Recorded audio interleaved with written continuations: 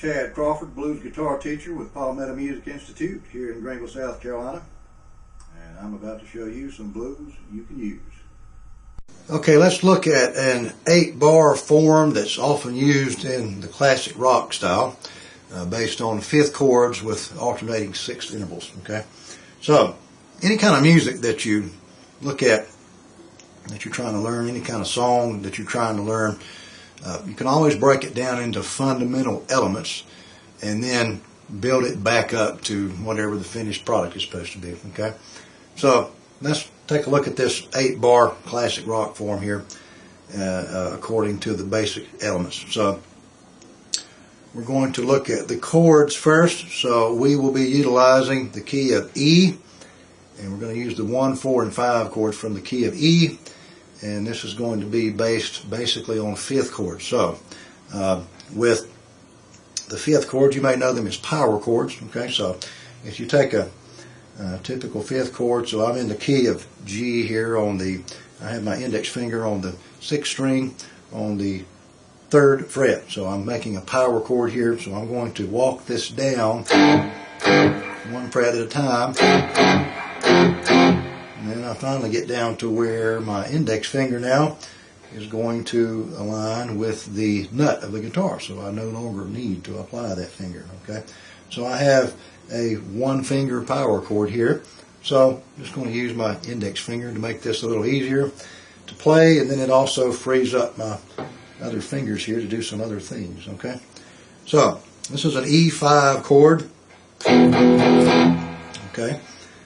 The 2nd chord in the progression, also it's the 4th interval chord, if that's helpful to you. I'm simply going to move my index finger over to string 4 on fret 2, and I'm going to play string 5 and 4 at the same time. And then my 3rd chord of the progression, also the 5 chord of the key of E.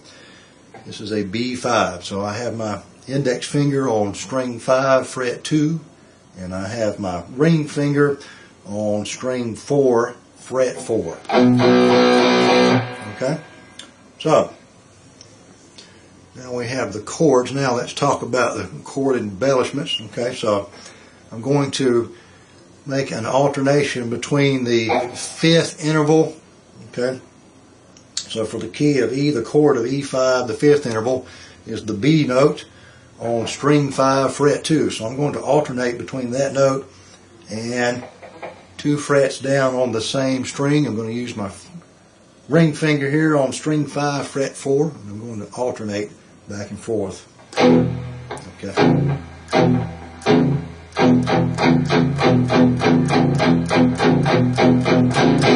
Okay, so for my preferred effect here, I'm going to play an straight 8th note rhythm pattern here, and I'm going to use the alternating notes on beats 2 and 4. Okay, like this: 1 and 2 and 3 and 4 and 1 and 2 and 3 and 4 and.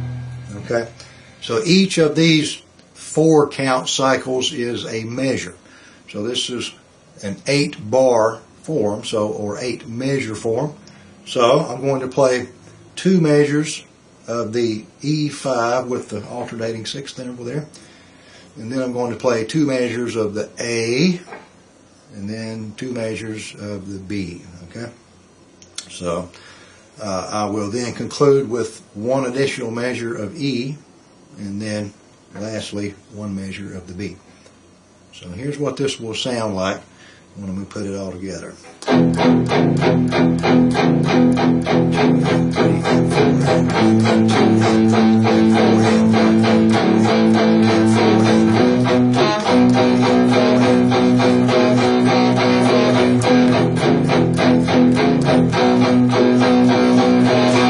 Okay.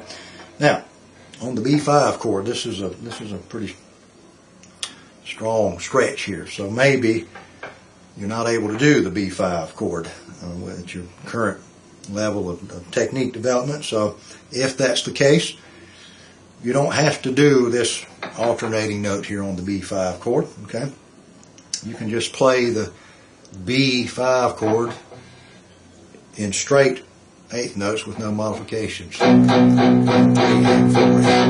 Okay? Alright. So now we have the basic structure of the song together. Okay? Now, let's mess with this thing a little bit to make it sound more interesting. Okay? So, the first thing I'm going to do is I'm going to tamper with the rhythm a little bit. Okay? So, on the first measure of each of these chords, on measures 1 through 6, I'm going to make a change on the first and second beats. So I'm going to drop the ands between those beats. So instead of 1 and 2 and 3 and 4 and, I will simply play 1, 2, 3 and 4 and. Now keep in mind, the time allotted to those ands that I'm not going to play is still there. Okay? I'm just not going to play them. So it's going to create a change in the sense of the timing, alright, and gives us some interest to the rhythm pattern here. So here's what this will sound like. 1, 2, 3 and 4 and 1 and 2 and 3 and 4 and. Okay? So that's the E chord with the change. Now, I'm going to do the same thing on the A and B chords on measures 1 through 6, and then when I get to measures 7 and 8, that's going to be in the E and B chords. Okay, I'm just going to play the straight time again because that's the turnaround section of the song, so it needs to be a little more intense there. So I'm just going to continue with the heavy downstrokes and straight eighth notes for those last two measures. So here's what this will sound like with what we have so far.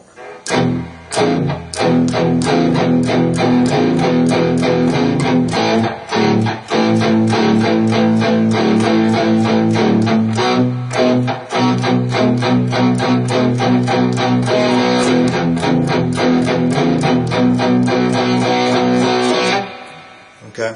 Now notice the last time through the B chord on measure 8, I did not do the alternating pinky there. Okay, so that's the last chord before you start over at the beginning. So I want that one to sound a little more intense. So I'm just going to keep chugging away on the straight eighth notes. Okay, all right.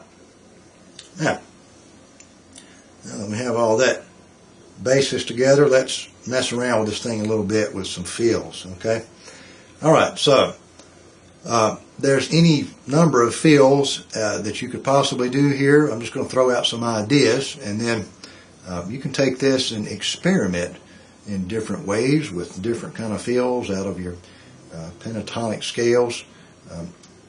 And there's all kind of directions you can go with these. So I'm just for the sake of the efficiency of the video, I'm not going to go into great depth on all the possibilities here, but I'm just going to give you an idea. And then you can take the idea and work with it and tamper with it and make changes to it and do different kind of experiments and see what you come up with. Okay, some of it will maybe not sound so good and you'll know that not to use that. But then you'll find some that will work really nice and then you can use them. Okay, so let's look at a fill for the change from the E5 to the A5. So what I'm going to do is I'm going to put a very brief fill on the second measure, okay, before the E changes to A.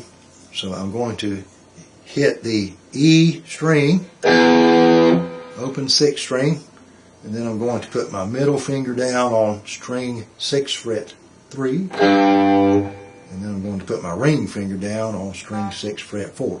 Okay, so all together it sounds like this. Okay, now let's see where this fits into the rhythm pattern. Okay, 1, 2, 3 and 4 and 1 and 2 and 3 and 4. So it went on the and 4 and of this second measure. Okay, all right, and that's going to make for a smooth and interesting transition into the A5 chord coming up on measure 3. Okay, now I have to play 2 measures of the A5 chord. So for this one, at the end of the second measure of the A5 chord. Okay, I'm going to put in a little fill here out of the second position of E major pentatonic. Okay, so it doesn't matter if you know what that means, just watch the fingering here and you'll see how this is done. Okay, so the note that I'm using for the alternation on the A5, this note with the ring finger on string 4, fret 4. Okay, I'm going to do a little bend here. Okay, and I'm going to release that bend back to the index finger note on string 4, fret 2. Then I'm going to conclude this fill with my ring finger on string 5, fret 4. Okay, so all together. Okay.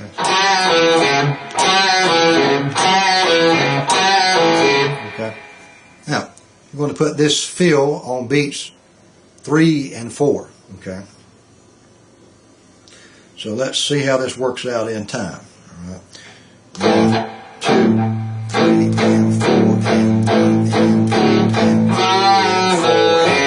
Okay, see how I did that? 3 and 4 and 3 and 4. Okay, let's put it in at full tempo.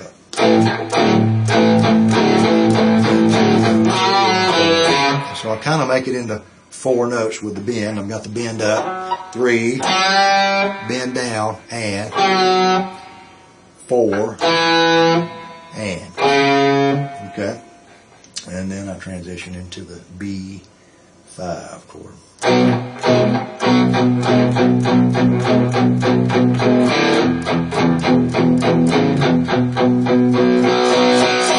Okay, now notice what I did on the B5 there. Okay, I'm going to use something called dynamics here. Okay, so basically I'm just going to start that measure with a soft pick attack, relatively soft pick attack, and then I'm going to increase the volume as I play through the beats of that last measure. 1 and 2 and 3 and 4. Okay, so I start with some light palm muting, and then by the end of the measure I'm playing wide open strings. 1, 2 and 3 and 4. And back to the 1 chord. Okay. All right, so let's put this all together and see what it's going to sound like. All right, here we go.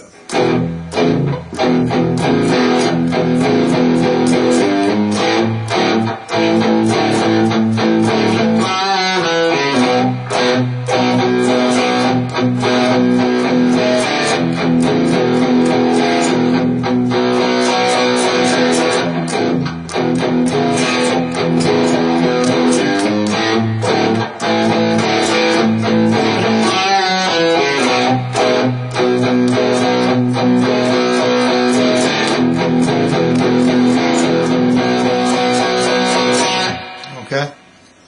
All right. So, fun little song. It's not terribly difficult to play, and of course you can take the ideas and experiment with the fills. Okay. So, plenty of places to go with fills here. You have E minor pentatonic right here under your fingers without moving around a whole lot in position 1. Okay, and then you have position 2. Okay, the E minor pentatonic right there, handy right under your fingers as well. Okay, so a lot of potential for fills. So experiment with different combinations of these notes out of the 2 different positions there, and then variations in the timing, where you place them in time within their respective measures, and you'll find you can come up with a lot of fun sounding, interesting fills. Okay, so the key to this, as with all things guitar, is to practice, practice, practice until you can do it freely without stumbling over it. Okay, so make sure that you practice this and persevere until you can play it without any restraints. Okay, so hope you have found this video beneficial, and if so, please say so in the comments below.